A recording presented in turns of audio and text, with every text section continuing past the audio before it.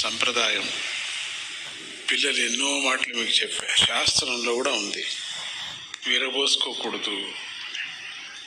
ఏది ఎంటుకలు విరబోసుకొని టీవీల్లో కనపడటం, యూట్యూబ్లో కనపడటం, ఎప్పుడూ ఇట్లా విరబోసుకొని ఉండటం. మీరు స్టడీ చేయండి. విరబోసుకున్నటువంటి మీరు స్టడీ చేసి నాకు చెప్పండి తర్వాత, లేకపోతే వద్దు. నిజంగా తెలుగు అందరికీ వస్తుంది కదా, అందరికీ వస్తుంది తెలుగు, వీళ్ళకి మీకు వస్తుంది పిల్లలకి. మీరు స్టడీ చేసి నాకు చెప్పండి.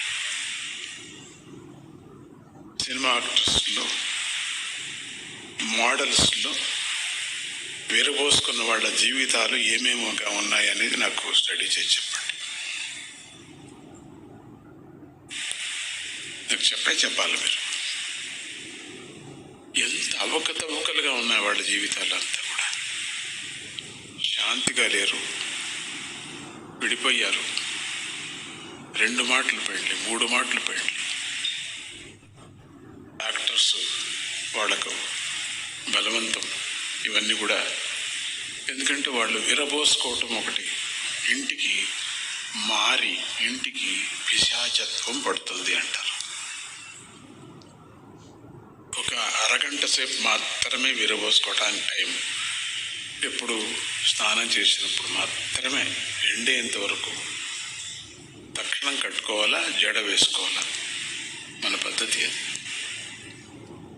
తత్రాపి దత్తభక్తుల్లో స్వామీజీ సంబంధించినటువంటి వాళ్ళందరూ కూడా 2-3 యూట్యూబుల్లో ప్రారంభం చేశారు. వాళ్ళు కూడా విరబోసుకునే నాకు ఇష్టం లేదు. అందుకే ఆ రోజు నుంచి కొంచెం తగ్గించాను, ఫ్రెండ్షిప్ తగ్గించాను వాళ్ళ దగ్గర.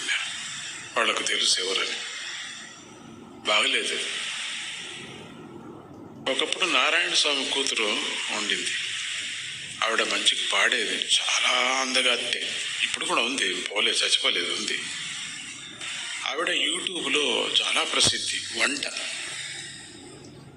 ఎంత సంప్రదాయంగా, బొట్టు, జడ, చీర, అదంతా ఎంత ఆనందంగా అనిపించిందో నాకు. అంత సంప్రదాయంగా అంటే వంట చేయటంలో